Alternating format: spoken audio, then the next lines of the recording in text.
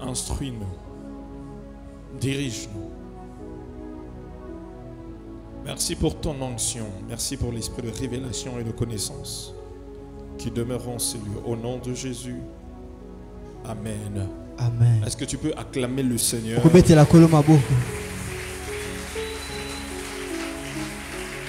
Vas-y, acclame, acclame, acclame, acclame.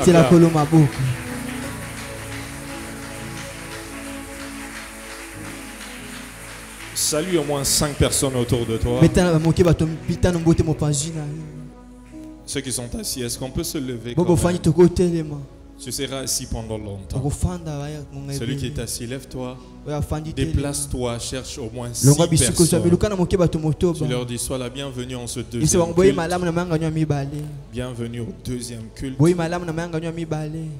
Que Dieu te bénisse. S'il y a quelqu'un qui est content d'être à ce deuxième culte, ah, ton amen là, c'est comme si tu viens de te réveiller. Est-ce qu'il y a quelqu'un qui est content d'être à ce deuxième culte? Wow. Nous avions eu un moment fantastique au premier culte. Je sais que Dieu nous fera également du bien à ce culte. Nous allons ouvrir nos Bibles dans le livre de Jérémie, le chapitre 39, 30, le verset 19. Jérémie 30, 19. La Bible dit, du milieu d'eux s'élèveront des actions de grâce et des cris de réjouissance. Je les multiplierai et ils ne diminueront pas. Je les honorerai et ils ne seront pas méprisés. Parole du Seigneur. Amen. Tu peux t'asseoir, merci. Les dimanches, je vais continuer avec l'enseignement sur la multiplication à travers les cellules que j'ai enseigné le dimanche passé. Alors je vais aller rapidement. Nous nous sommes arrêtés où nous allions définir qu'est-ce qu'une cellule. Qu'est-ce qu'une cellule? Nous parlons de la multiplication à travers les cellules. En biologie, la cellule est l'unité vivante de base de tous les êtres vivants qui constituent tout organisme, animal ou végétal. Je répète, en biologie, la cellule est l'unité vivante de base de tous les êtres vivants qui constituent tout organisme animal ou végétal. Le corps humain est composé de plusieurs milliards de cellules. Et la croissance du corps humain est proportionnelle à la multiplication et à la croissance des cellules. Donc lorsque vous voyez un corps humain une personne en train de grandir, ça veut dire que ces cellules sont en train de se multiplier. Et c'est ce qui provoque la croissance. Et comme le corps de tout être vivant, le corps du Christ est constitué des cellules. Le corps du Christ est constitué des cellules. Et l'ensemble des cellules forment une église locale. Et l'ensemble des églises locales forment une communauté. tel que nous sommes ici en tant que gagneurs d'âme. Nous sommes une communauté. Il n'y a pas seulement cette église. Il y a plusieurs extensions. Et ensemble nous formons une communauté. Et l'ensemble des communautés forment l'église universelle qui est le corps du Christ. Alors en parlant de l'église locale qui est formée des cellules, c'est quoi cette cellule? Comment peut-on définir une cellule dans l'église locale? Une cellule est une église dans la maison. Une cellule, c'est une église dans la maison.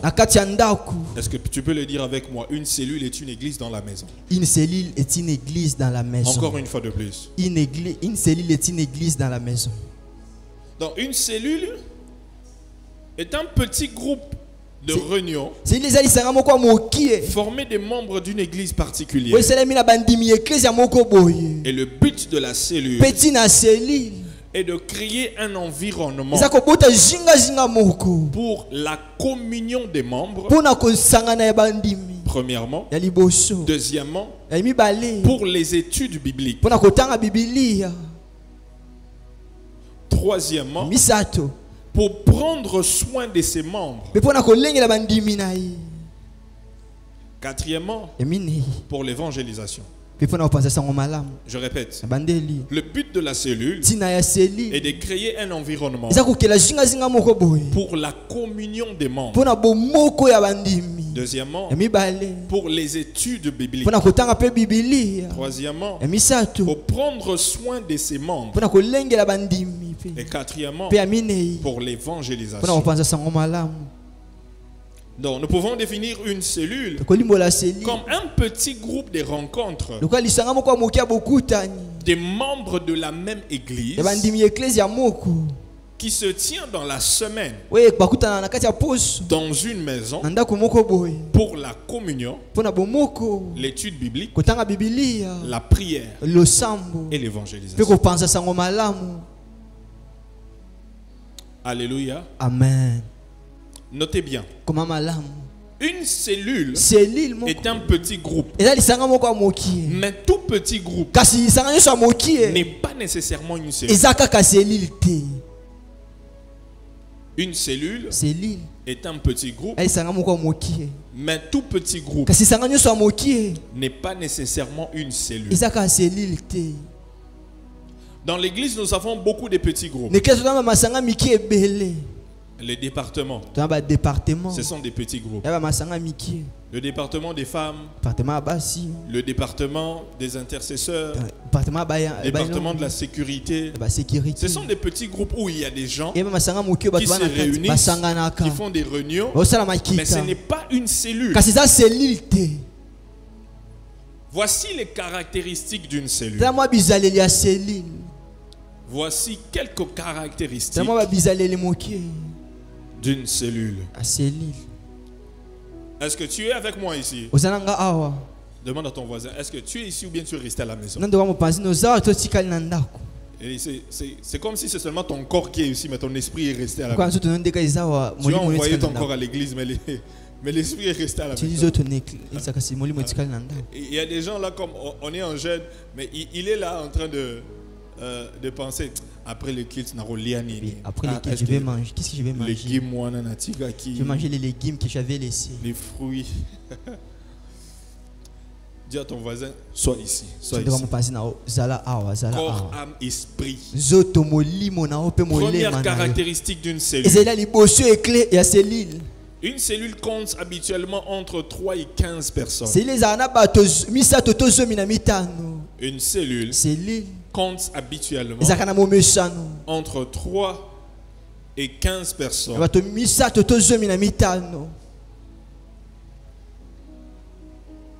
Pourquoi ce nombre? Pourquoi entre 3 et 15 personnes? Parce que vous savez, hein, Une cellule n'est pas une extension. Elle doit être petite. On doit avoir un nombre restreint de gens. Mais il y a une raison derrière ça. Voici la première raison. Une cellule doit avoir entre 3 et 15 personnes. Parce que cela va aider le responsable de la cellule à bien connaître tous les membres de la cellule. Parce que cela va aider le responsable de la cellule à bien connaître tous les membres de la cellule. Vous savez, lorsque vous êtes nombreux, lorsque vous êtes dans une église où il y a beaucoup de gens, vous pouvez facilement vous perdre dans la foule et être désorienté. Parce que vous ne connaissez presque personne là. Et des fois on ne vous connaît pas. Mais lorsque vous êtes dans vous appartenez à une cellule, il y a moyen de tisser des relations avec les membres de l'église qui appartiennent dans la cellule. De façon que lorsque vous êtes dans la grande salle, il y a des gens que vous connaissez. Et pour aider le responsable de la cellule à connaître tous ses membres. Vous voyez comme moi, pasteur, ça peut être pour moi difficile de connaître le nom de tout le monde ici. Il y a peut-être quelques personnes que je connais par nom. Mais il y a d'autres que je ne connais pas. Des fois même celui qui est à côté de toi, tu ne connais même pas son nom. Demande à ton voisin, est-ce que tu connais mon nom? Ça, c'est mon nom, c'est quoi? Dis-moi. Quel est mon nom? Tu vois? Ah, tu vois? Vous êtes dans la même église, mais il y a des gens que tu ne connais pas. Je suis sûr même le 31 décembre, il y avait des visages que tu voyais pour la première fois. Est-ce qu'il y a des gens, le 31 décembre, il y a des visages que tu as vu, tu dis, oh, personne ne me l'a pas vu. Ça t'est arrivé, hein, le 31? Oui, pourquoi? Parce qu'on a mélangé ceux qui viennent au premier culte et au deuxième culte. Tu vas voir, oh, mais nous sommes dans la même église. Pourquoi? Parce que nous sommes nombreux. Mais quand tu es dans une cellule, ça aide. Demande à ton voisin, est-ce que le pasteur a dit comment on a? Est-ce que le pasteur connaît ton nom? Est-ce que le pasteur connaît ton nom? Est-ce que le pasteur connaît? Non, je peux te passer quelque part comme ça, tu dis, ah, pasteur Bettina Kara. Je ne connais juste pas ton nom. Je ne connais pas ton nom. Il y a certaines personnes, je connais leur nom parce qu'on se voit, on parle après culte et tout ça. La deuxième raison, nous devons avoir 3 à 15 personnes. C'est parce que cela va aider le responsable de la cellule à bien prier pour eux. Troisième raison, parce que cela va aider le responsable de la cellule à mieux les conseiller.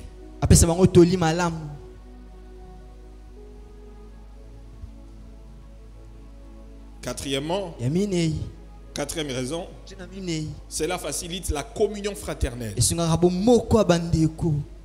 Ça facilite la communion fraternelle.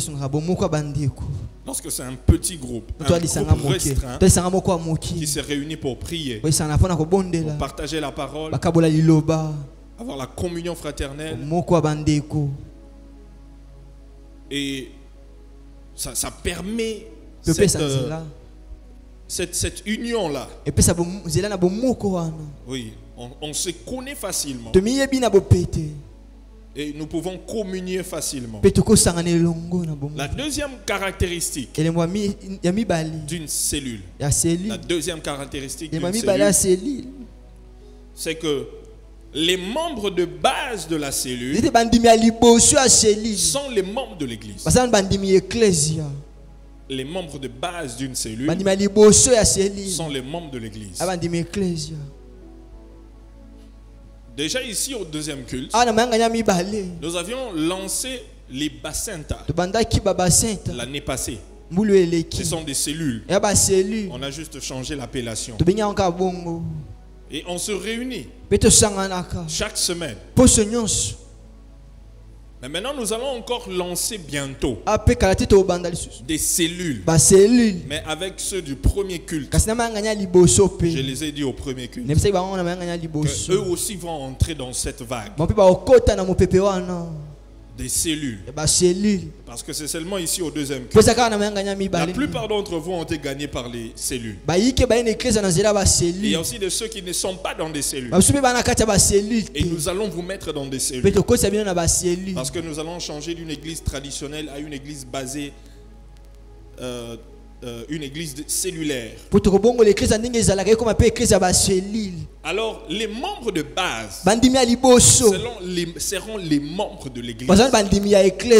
Troisième caractéristique d'une cellule. La cellule n'est pas une communion des chrétiens généralisés. La cellule n'est pas une communion des chrétiens généralisés. Avant de parler de ça, donc je disais que la cellule n'est pas une communion des chrétiens généralisés. Dis à ton voisin, on va commencer une cellule chez toi. Tu ne parles pas à ton voisin. Dis à ton voisin, on va commencer une cellule chez toi. Chez toi à la maison. On va commencer une cellule. C'est comme si ton voisin ne veut pas, il ne veut pas t'écouter. Tape lui sur l'épaule. Tu dis, voisin, on va commencer une cellule chez toi. Même si tu ne veux pas, Nanko, on va commencer. Tu ne m'as pas dit amen. Amen. Ah, tu ne m'as pas dit amen. Amen. Oui. On va commencer une cellule chez toi. Je disais qu'une cellule, la troisième caractéristique, c'est quoi? C'est quoi? La cellule n'est pas une communion des chrétiens généralisés. Qu'est-ce que j'entends par ça? Une communion des chrétiens généralisés n'est pas une cellule. J'ai besoin de 6 personnes. 6, rapidement. Je vais illustrer quelque chose. 6 personnes. 3 de ce côté, 3 de ce côté.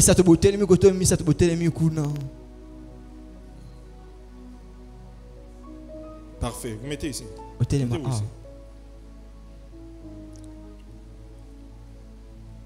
Regardez la foudre. Regardez la foudre. Nous avons 2 groupes de 3 personnes. Nous avons dit que nous allons commencer des cellules et non une communion des chrétiens généralisés. Une communion des chrétiens généralisés, c'est quoi? C'est un groupe de chrétiens qui se réunissent. Mais chaque chrétien dans ce groupe-là, il a son église. Ils viennent seulement se réunir là et prier. Mais chaque personne a son église. Par exemple, ça, on met que ça c'est un groupe, c'est une communion de chrétiens généralisés. Un rassemblement de chrétiens de différentes églises. Lui, il prie à l'église Fou de Jésus. Hein? Tu es membre de l'église Fou de Jésus. Lui, il est à l'église de quoi? Les pieds de Jésus. Lui, il est dans l'église. Hein? La main de l'Éternel. La main de l'Éternel. La main, les pieds, la tête. Il est mort à la tête de l'Éternel. Il est dans la tête de l'Éternel. Lui, il est les pieds de Jésus. Lui, il est dans l'église Fou de Jésus. Alors, ici, ça c'est une cellule. Eux tous, ils sont dans la même église. Ils prient chez les gagneurs d'âme. Et on les dit d'aller évangéliser. Gagnez une âme seulement. Allez prendre n'importe qui. Vous aussi, prenez seulement une personne. Non. Vous tous, vous prenez une personne. Non, vous ne prenez pas une personne chacune. Mais tout le groupe seulement vous amenez une personne. Ok, ça va. Vous l'avez pris. Venez avec. Amoazo lingate, bazo benazo lingate. Oh, amia teti bena. C'est une âme têtue. Alors, mettez-vous regarder l'église. Ça, c'est la communion des chrétiens généralisée. Ça, c'est une véritable cellule. Chacun d'entre eux a son église. Chaque groupe a gagné une âme. Maintenant, ici, là, toi, tu es encore dans quelle église? Toi-même, tu as oublié le nom de ton église. Le pied de Jésus, fou de Jésus, la tête de Jésus. Arrivé dimanche, ils doivent emmener cette âme-là à l'église. Chacun d'entre eux, il a dit, mon église c'est la meilleure. Donc, cette âme doit aller dans mon église. Lui aussi dit que non, cette âme doit venir dans mon église. Lui aussi dit non, non, non, non. Cette âme doit aller dans mon église. Chacun de vous, prenez-le, amenez-le.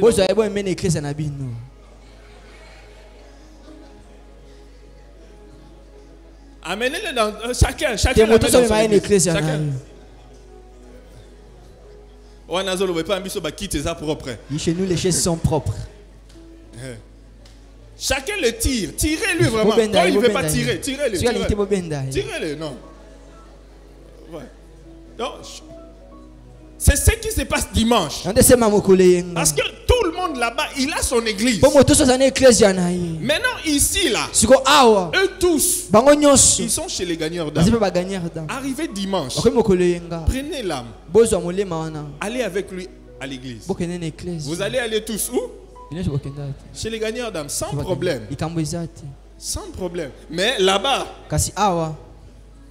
continuez, non? Amenez. Au PC debout la foufou a cédé âme.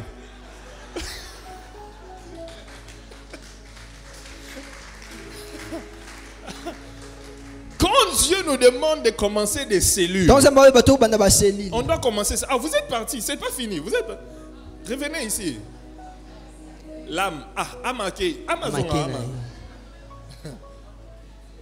amatéti.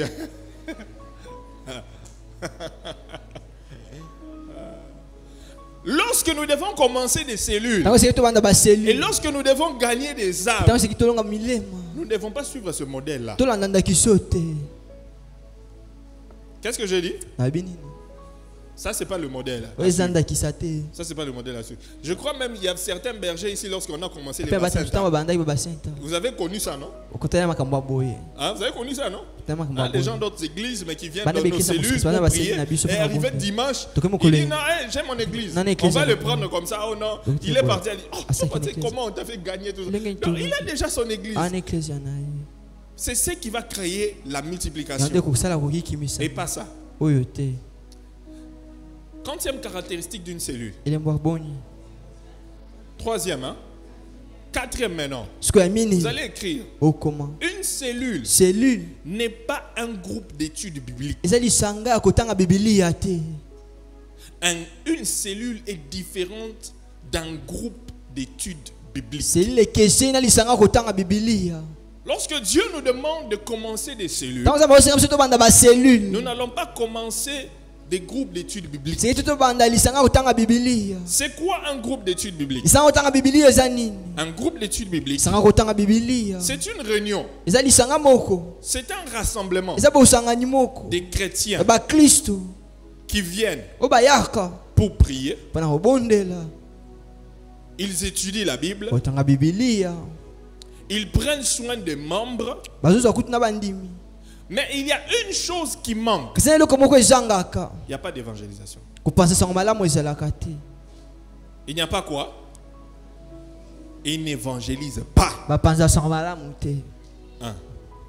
Alors, entre les deux là, qu'est-ce qui doit être une cellule? Qu'est-ce qui doit être un groupe d'études bibliques? Groupe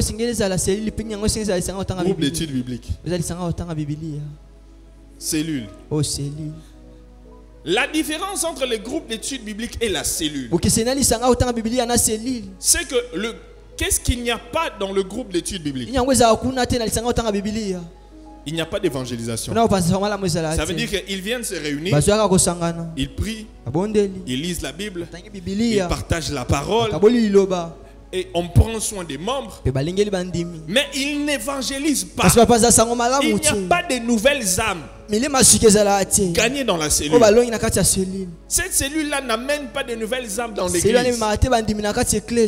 Tels qu'ils étaient au début, c'est toujours le même nombre. Faites un cercle ici. Venez ici. Faites un cercle. Vous, c'est seulement la prière et l'étude biblique et tout ça. Commencez à prier. Commencez seulement à prier. Commencez seulement à prier. RDC. Sundi. Priez. Maintenant ici c'est la cellule. Ils évangélisent. Ils gagnent des âmes. Allez-y, prenez des gens. Amenez ici. Prenez des gens, amenez-les. Oui, même toi aussi. Toi si on t'a gagné, tu vas les gagner. Allez prendre des gens. Il y a même des gens ici. Allez même là-bas. Allez-y là-bas. On te prend, on te met ici. Si tu finis, toi aussi tu vas prendre des gens. Si on te gagne, tu viens ici. Toi aussi tu vas prendre des gens. N'allez pas seulement à cette rangée. Là aussi il y en a. Allez-y, prends les gens. Et ils continuent seulement.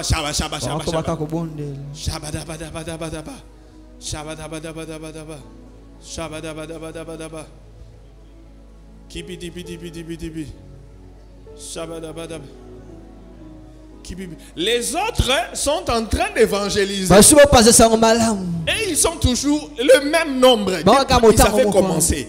Ils sont seulement. Continuez, allez prendre les gens. Allez prendre les gens. Allez prendre les gens. Ils sont en train de prier. La technique. Donnez-les le micro. Qu'on écoute d'abord leur prière. Ils sont en train de faire une prière très intéressante. Je veux que technique, fais rapidement.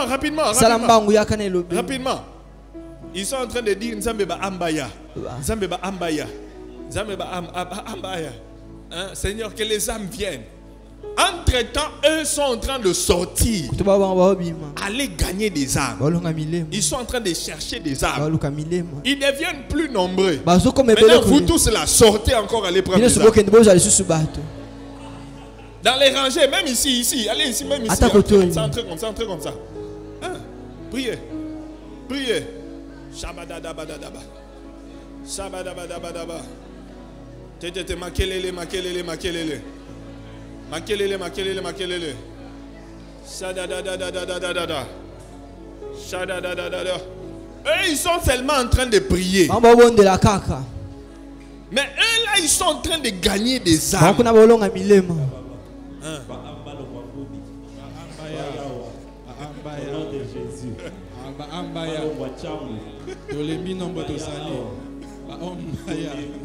Tolembi tozaka 4 toko mebele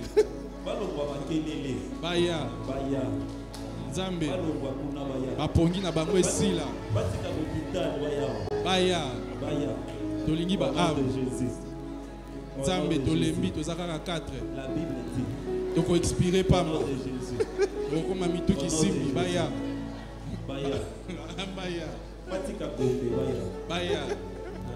au nom de Jésus. Vous voyez, qu'est-ce qui se passe ici? Ça, c'est un groupe d'études bibliques. Ce qui leur manque, il n'y a pas d'évangélisation. Alors que Dieu veut amener à l'église, il veut amener la multiplication dans l'église à travers les cellules. Mais ce que les cellules doivent faire, c'est que les cellules doivent sortir à part la prière, à part l'étude biblique, à part la communion fraternelle, où les cellules doivent se baser. C'est l'évangélisation. C'est l'évangélisation. Parce qu'à travers l'évangélisation, nous allons vivre la multiplication. C'est à travers l'évangélisation. Merci beaucoup, que Dieu vous bénisse. Est-ce qu'on peut acclamer pour eux? C'est ça. C'est ça. Donc, mais malheureusement, nous avons des cellules. Si un berger à côté de toi, pose-lui la question. La cellule que tu diriges là, c'est que tu diriges. C'est une cellule ou bien un groupe d'études bibliques. Si un berger à côté de toi, tu lui poses la question.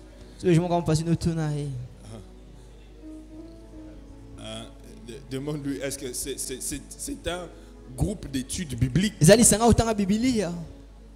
ou bien c'est une cellule? Si tu dis que c'est une cellule, demande-lui c'est quand la dernière fois tu as emmené une nouvelle âme à l'église.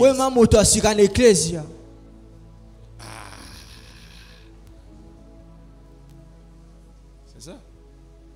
C'est ça. Donc Dieu ne nous demande pas d'ouvrir des groupes d'études bibliques, mais des cellules. Et l'objectif principal dans une cellule, c'est l'évangélisation. C'est gagner des âmes. Sinon, si on ne gagne pas des âmes, on ne va pas vivre la multiplication. Je n'ai pas entendu ton amen. Nous n'allons pas vivre la multiplication. La volonté de Dieu au deuxième culte ici, et que cette rangée-là soit remplie. J'ai pas entendu ton amen. Amen. Que cette rangée-là soit remplie. Regarde derrière toi. Tu vois des chaises vides là. Les chaises vides là, ça doit être rempli. Les chaises là qui sont, on ne doit pas avoir des chaises vides comme ça. Et puis là-bas, la rangée doit être remplie. Et puis dehors, on doit mettre une tente au deuxième culte. Tu ne dis pas amen. Tu ne dis pas amen. C'est la même chose que j'ai dit aux gens du deuxième culte. Je les ai dit, la rangée là doit être remplie.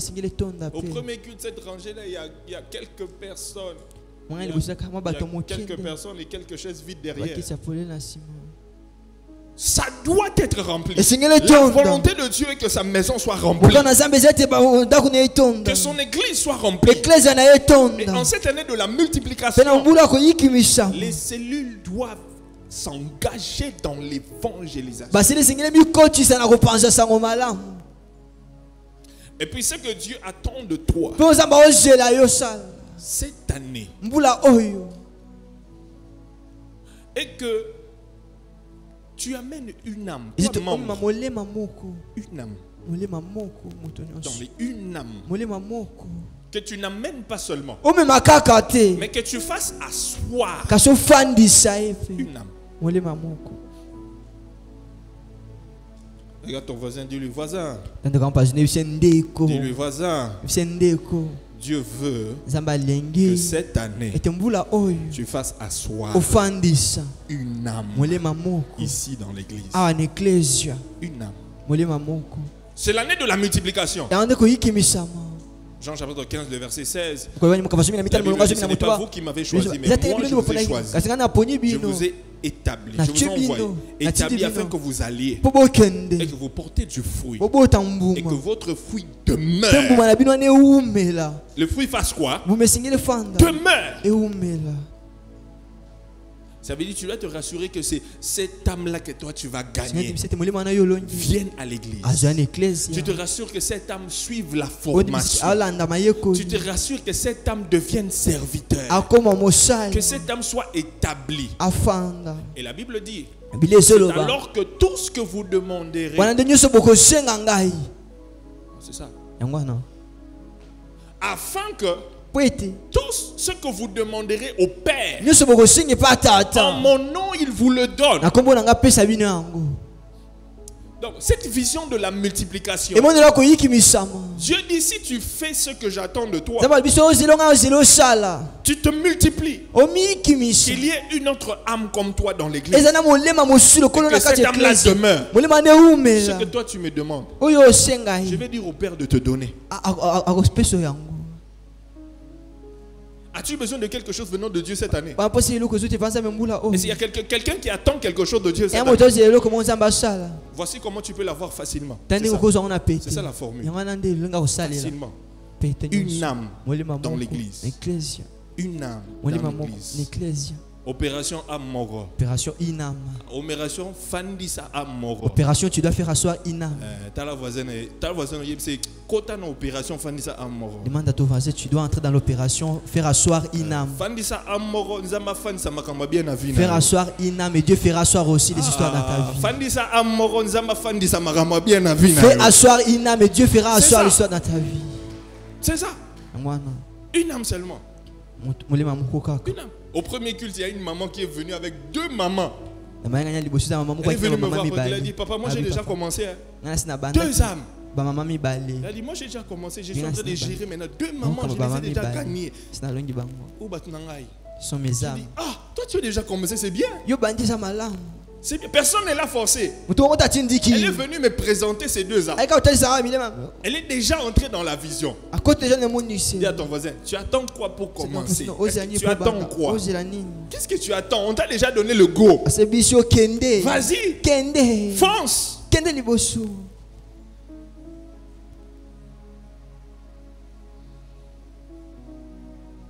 Mais il y a beaucoup qui ne veulent pas payer le prix. Depuis qu'ils sont comme ça, ils sont seulement là. Cher berger, travaille. Entrez dans les champs. Gagnez des âmes. Ne soyez pas dirigeants des groupes d'études bibliques. Où vous n'amenez plus de nouveaux. Il n'y a plus de nouvelles âmes venant de vos bassins. Non.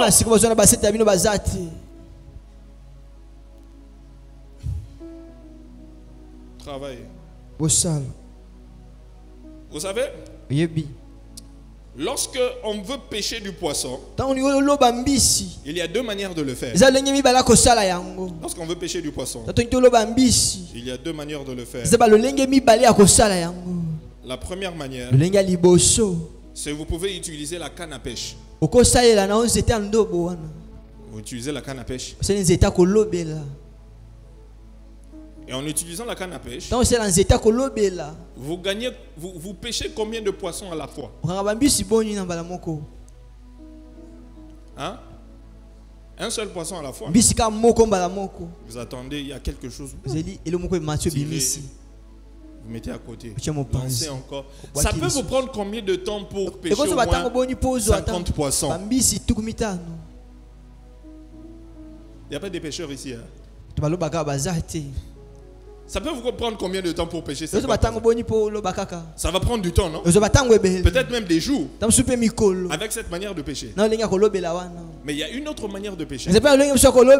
C'est en utilisant des filets. Ça veut dire que vous prenez un filet, vous lancez sur une grande étendue, et vous laissez pendant un temps. Il y a des poissons qui entrent. Après, tirer. Et là, vous aurez une grande quantité de poissons. C'est ça. Le système de cellules, c'est comme pêcher du poisson avec des filets. Où nous mettons une cellule à Bandal, une cellule à Kitambo, une cellule là-bas, une cellule. Nous avons plusieurs cellules. Et toutes ces cellules vont évangéliser. Et après un temps, nous amenons ces âmes. Et nous avons une grande moisson. Et c'est ça la vision dans laquelle Dieu veut que nous puissions adhérer. Une autre caractéristique d'une cellule. Les réunions de la cellule sont tenues un jour particulier de la semaine. Les réunions de la cellule sont tenues un jour particulier de la semaine. Décidé par le pasteur.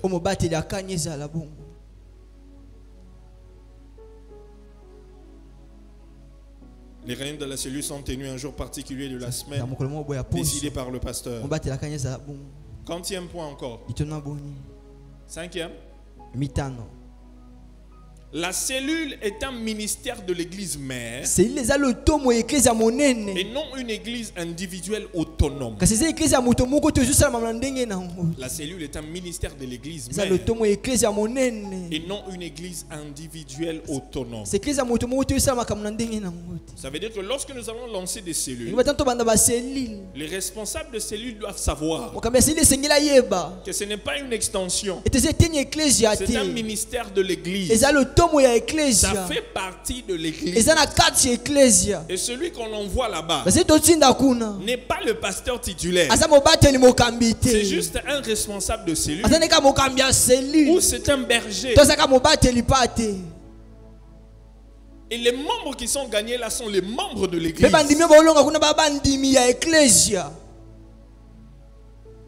Et il faut faire connaître aux membres lorsque vous êtes responsable de cellule que je ne suis pas le numéro 1. C'est pas moi le pasteur. Il y a un pasteur. Je ne suis pas pasteur. Je suis berger. Je suis frère. Pour éviter la confusion. 30e point. 6e point. La cellule se réunit dans les maisons fournies soit par les membres, soit par les membres eux-mêmes, ou par des gens de la communauté. Je répète, la cellule se réunit dans les maisons fournies soit par les membres eux-mêmes, ou par des gens de la communauté. Acte chapitre 16, le verset 14 à 15.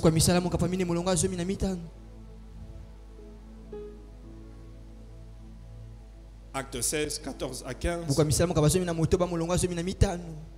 Après, soyez rapide, non?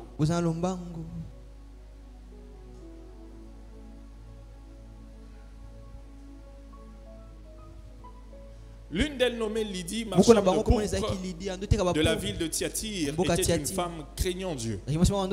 Et elle écoutait. Le Seigneur lui ouvrit le cœur pour qu'elle fût attentive à ce que disait Paul. Lorsqu'il lui était baptisé avec sa famille, elle nous fit cette demande. Si vous me jugez fidèle au Seigneur, entrez dans ma maison et demeurez-y. Et elle nous pressa par ses instances. Nous voyons que Lydie, une fois qu'elle lui a entendu la parole, une fois qu'elle a accepté Jésus-Christ, une fois qu'elle est devenue chrétienne, elle a demandé qu'on ouvre une église dans sa maison. Elle a demandé automatiquement qu'on ouvre une église dans sa maison. C'est ça.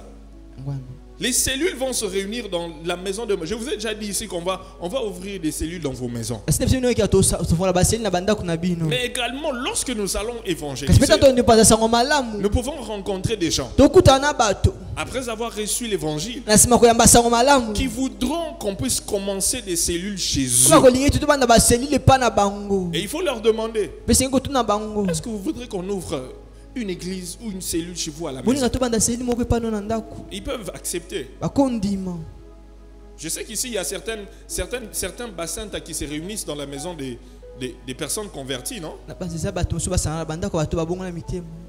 Il y a seulement quelques cellules qui sont dans la maison des membres de l'église. Mais il y a d'autres qu'on a ouverts dans la maison des personnes à qui on a prêché la bonne nouvelle et qui ont accepté d'ouvrir leurs portes. Et nous nous réunissons là-bas. C'est ça. Notez bien. Notez bien. Durant l'évangélisation de personne à personne, les responsables des cellules peuvent demander l'opportunité de commencer des réunions de cellules dans les maisons des nouveaux convertis. Je répète, durant l'évangélisation de personne à personne, les responsables des cellules peuvent demander l'opportunité de commencer des réunions de cellules dans les maisons des nouveaux convertis. Et pour finir, dernière caractéristique, les réunions des cellules doivent être régulières. Elles doivent être régulières. Les réunions des cellules doivent être régulières. Qu'est-ce que j'ai dit? Les réunions des cellules doivent être régulières. Pourquoi? Parce que pour la réussite de toute chose, un des principes clés est que cela doit être fait sur des bases régulières. Tout ce que tu veux réussir, si tu veux que ça réussisse, tu dois faire ça de manière régulière. Si tu fais du sport, tu veux vraiment voir des résultats de ce sport, tu dois faire ça de manière régulière. Il y a des sportifs ici. Est-ce qu'il y a des sportifs et des gens qui font du sport ici? Même pour que la prière fonctionne, vous devez prier régulièrement. Pour que la parole fonctionne dans votre vie, vous devez l'étudier régulièrement. Et pour que la cellule fonctionne comme il faut, les réunions doivent se tenir de manière régulière.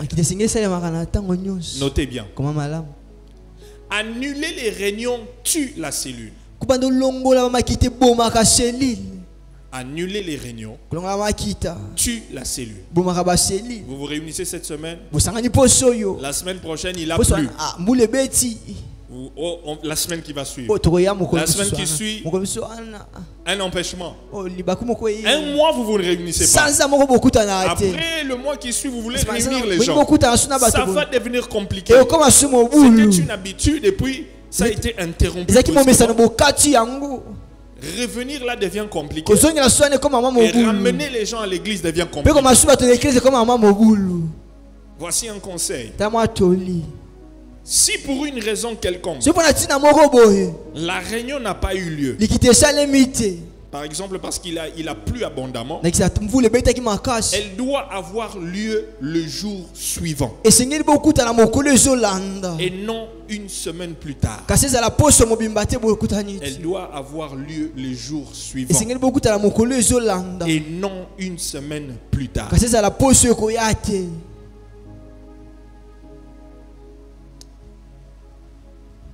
Pour aujourd'hui, je m'arrête là. Que l'Éternel vous bénisse.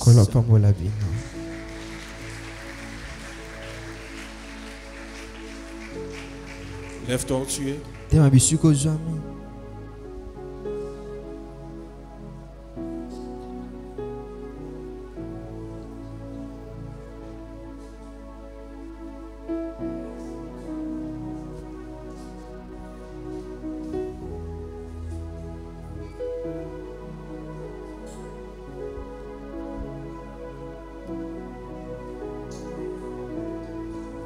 J'attends que tu te lèves.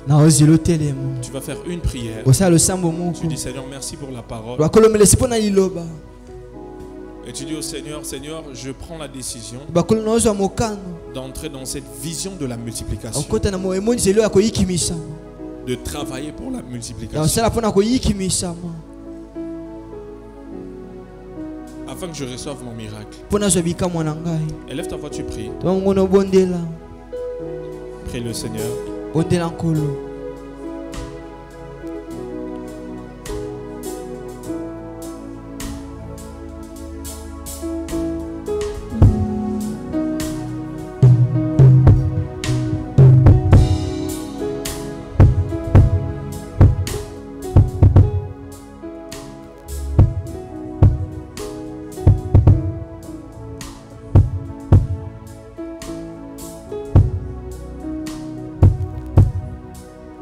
Père, nous te remercions pour le message. Je prie, Seigneur, aide-nous à adhérer dans cette vision des cellules afin que nous puissions travailler pour la multiplication, qui est cette vision de cette année. Je prie que nous ne soyons pas seulement des auditeurs oublieux, mais que nous puissions mettre en pratique ce que nous avons entendu. Au nom de Jésus. Amen. Amen. Que Dieu te bénisse, tu peux t'asseoir. Vas-y, acclame le Seigneur, c'est bien. Amen. Quelqu'un